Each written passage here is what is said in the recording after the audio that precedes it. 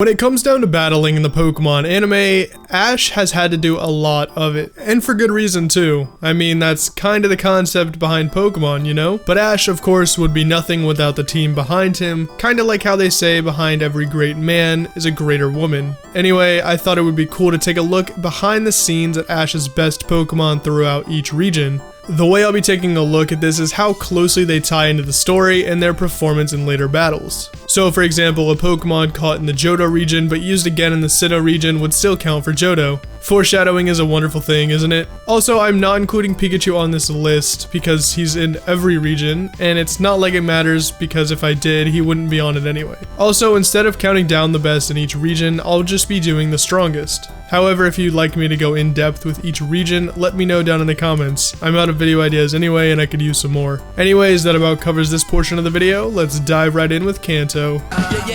Rolling, I can never get enough. I've been up too long and I way too drunk, but we straight up in it and we feeling. Alright, so Kanto, the classical region. Throughout Ash's adventures in Kanto, he actually managed to rack up quite a few Pokemon. However, not all of them were used, obviously. The Pokemon Ash caught or obtained by the end of his Kanto journeys were Pikachu, Caterpie, Pidgeotto, Bulbasaur, Charmander, Squirtle, Raticate, Krabby, Primeape, Muck, and 30 different Tauroses. Now, there is a pretty strong case for a pretty hefty number of these Pokemon, but you can't not give it to Charizard. Ash and Charmander's story starts off as a sad one, with Charmander's previous trainer, Damien, abandoning him. Damien told Charmander he would return, but didn't. Ash and his friends found Charmander, who resisted Ash's capture multiple times before explaining to Pikachu that he was waiting for Damien to return to him. Ash later ran into Damien, who told him he had no intention of returning for Charmander and pretty much just left him out there to die. Anyways, Ash basically saves the poor Charmander in the middle of a rainstorm, and even then the Charmander returns to wait for Damien.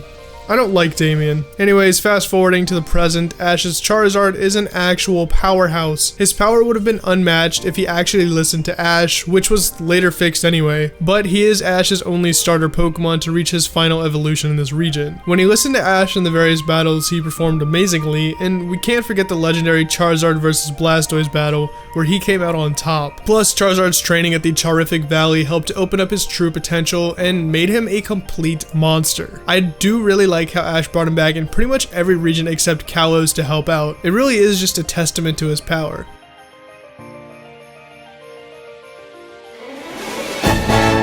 So because the Orange Islands weren't a region, we're skipping that and jumping right over to Johto. Ash actually caught considerably less Pokemon here, with only catching Chikorita, Cyndaquil, Totodile, Noctowl, Phanpy, Heracross, and Beedrill. Now, I can't be the only one who thought it was odd that Ash didn't evolve any of his Johto starters fully, and only evolved one of them to their second stage, which was Chikorita. Anyways, because of this, the strongest Pokemon Ash had to catch in this region would be Heracross. Ash actually ended up catching it and sending it back to Oak almost immediately for some reason, which is odd because of how strong it actually was. Even though its use was limited, it ended up scoring a win against a Scizor, but was then traded out for Tauros as Ash needed one for an upcoming battle. Oak then decided to keep Heracross there to study it further, so it's actually Oak's fault for Heracross's limited use. Regardless, Ash still picks it up for those harder battles, using it in his battle against Gary, where he managed to take quite a few fire hits and still take out Gary's Magmar. Heracross again made an appearance in Diamond and Pearl, where Ash matched up with Tobias in the final battle, where it got some good hits off and did quite a bit of damage to Tobias's Darkrai, which is no small feat considering Darkrai is a legendary Pokemon, and the Pokemon of nightmares at that.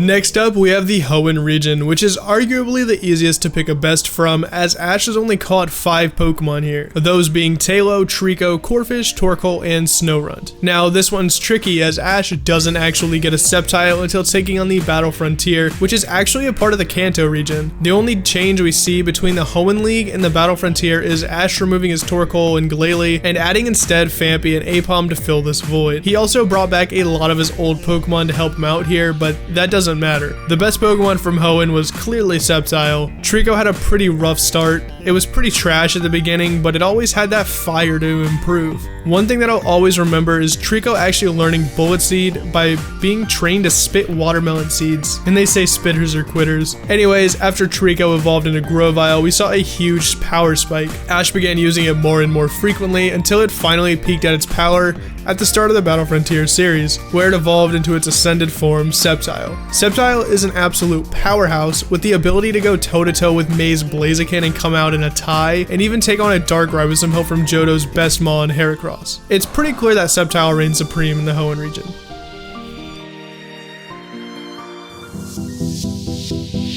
Now, moving on to arguably the best season so far, we have Sinnoh. Here, Ash expanded his roster and picked up Aipom, Starly, Turtwig, Buizel, Chimchar, Gligar, and Gible. While Ash probably did end up having his best team here, considering he fully evolved 2 starters, he had a Gliscor, and a crazy strong Buizel. However, his best Pokemon here is going to have to be Infernape. Much like Charizard, he and Ash had a rocky start and very sad beginning. It all started with Paul, his previous trainer and Ash's rival later on, basically abusing this poor little Chimchar. He was trying to activate its hidden ability Blaze, which obviously isn't an excuse for abuse. Ash then picked him up and added him to his team after Paul had decided to drop him. This, of course, resulting in Ash and Paul, Chimchar's previous rival, developing a rivalry in which Ash ended up teaching Paul the value of friendship and showing him that Pokemon aren't tools, but have feelings and that it's important to work together, not against your team. When Ash and Paul squared off in the Sinnoh League, Infernape got the chance to face off against Electivire and Paul. This is probably one of my favorite battles, as not only does Infernape get to show off its strength and get revenge on Paul, but he proves to Paul that Ash is a much better trainer and that in the end, Infernape didn't need Paul at all. Overall, it's just a pretty heartwarming tale. The Unova region featured a pretty solid cast as well, with Ash catching Pokemon like Pidove, Oshawott, Tepig, Snivy, Scraggy, Sewaddle, Roggenrola, Palpitoad, and Krokorok. The cool thing about Unova is that Ash actually swapped out its members a lot, so it never really was just the same Pokemon over and over again. However, his best Pokemon from this region would have to go to Krookodile. Not only does he rock some incredibly cool shades, but he's also got a pretty back and forth track record when it comes to battles. But his power is pretty unmatched by any other Pokemon in the Unova region. Krookodile managed to defeat Iris's Dragonite, which was previously undefeated, knocked out a Beartic in one hit, and then wiped the floor with Dawn's Mamoswine, which was nothing to scoff at. Overall, I think Krookodile's a winner both in fashion sense and in a battle sense. And finally, we are into the Kalos region. I think this one's pretty obvious, but while in Kalos, Ash added Froakie, Fletchling, Hawlucha, Noibat, and Goomy to his arsenal. The best obviously being Greninja. Since he kind of formed a bond so strong with it, it was able to fuse and unlock the... That's going to go ahead and wrap up this video. I hope you guys did enjoy, and as always, if you did, make sure to hit that like button as it is greatly appreciated. Subscribe for more Pokemon content, and I'll see you guys